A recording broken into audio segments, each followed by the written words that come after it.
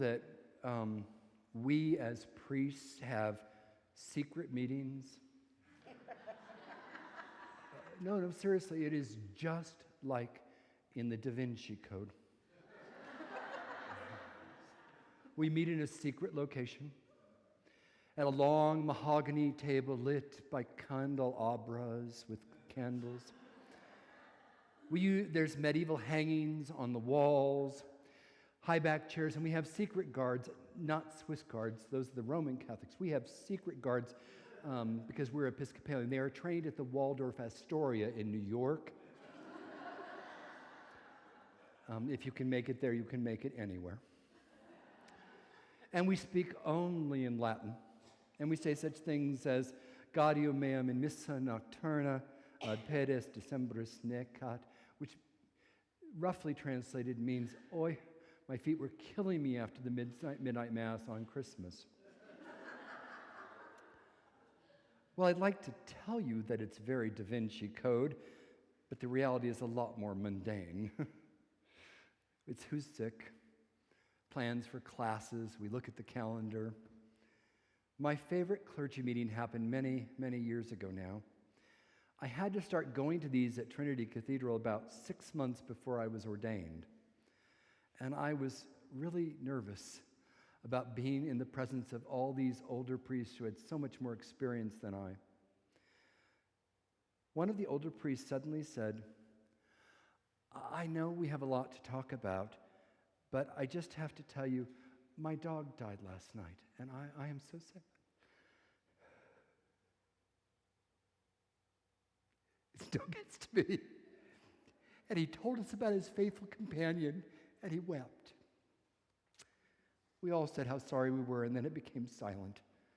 Then the man sitting next to him said, I lost my dog 3 years ago, and he told the story, and he wept.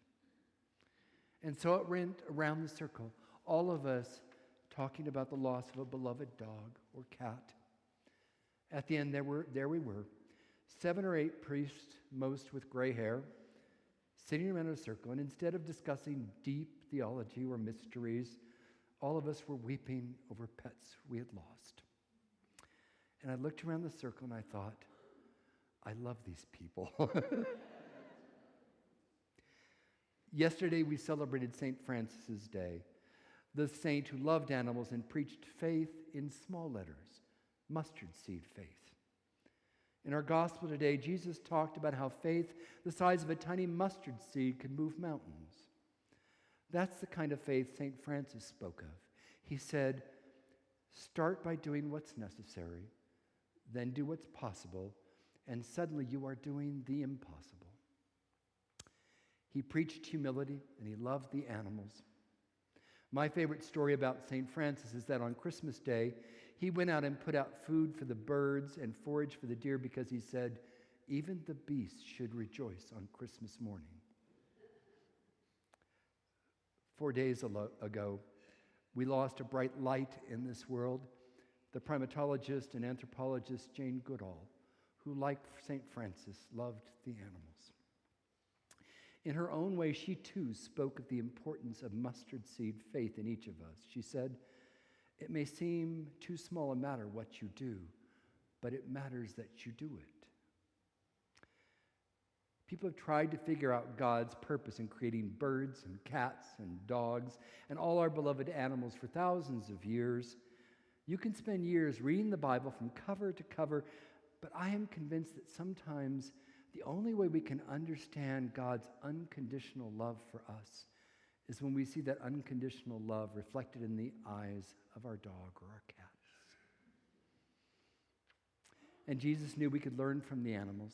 In Matthew 6, he said, look at the birds of the air. They neither sow nor reap nor gather into barns, and yet your heavenly Father feeds them.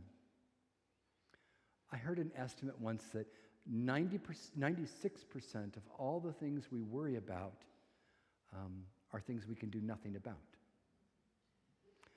I don't think the birds in my backyard have any idea that I have anything to do with filling their bird feeders. I think they just pray by their singing and trust God that they'll be fed through the winter, and I'm just the klutzy human God uses and sends out to bring them their seed. And I do try with my best St. Francis voice to speak to them. Don't be afraid, little birds. It is just I. And they're more like, the monster speaks. Just leave the seed and back away. They don't seem to worry too much about eating. They just keep playing and singing like they just know their seed will arrive when they are hungry. And when they see me coming out with the seed, you can hear the twittering in the trees, especially during the winter, as they sing of their joy. I also have, accidentally, about 15 feral cats I care for on my property. Yeah, it's a regular Noah's Ark. Most of them are fixed now. And if it rains, they stay together in their warming shelters, and then the sun comes out, they play in the grass and sun themselves on the back patio. And they're certainly happy when I bring them food and treats, but they don't seem to worry about it too much. We humans, on the other hand, shackle ourselves to our worries until we can hardly even move. All of us are limited. We have only so much energy, so much bandwidth. How are you going to spend yours? If we put as much effort into the sometimes small things we can control as we put into the things we cannot control, how different our lives would be. Here are some things you can control right now, today. How many times you smile. How much effort you exert at work. My level of honesty. How I act on my feelings. How often you say, thank you. Whether or not you give someone the benefit of the doubt. How kind I am.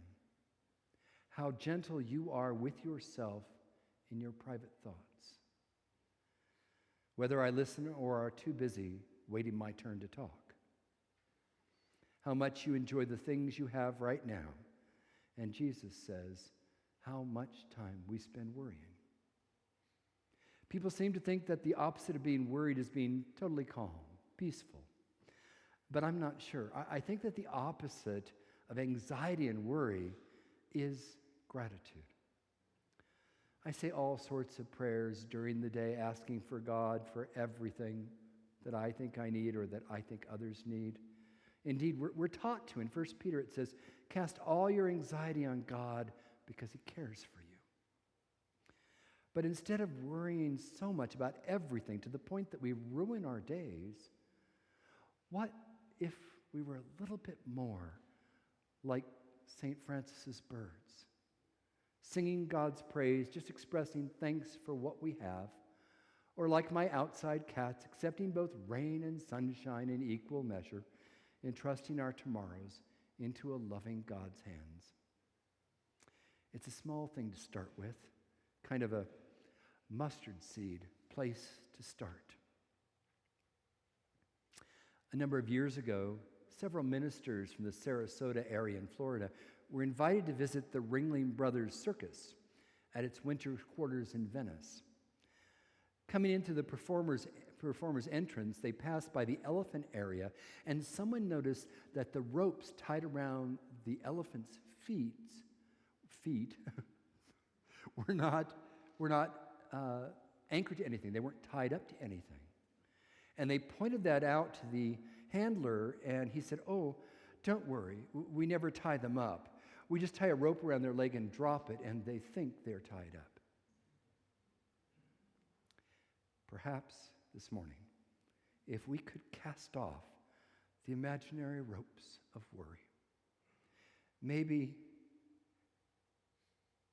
if we could be a little bit more like our cats and dogs, if we could be just a little bit more like St. Francis's beloved birds, more trusting and grateful for every blessing in our lives, maybe then we would feel the blessed wind of the Spirit lift us up, and we could fly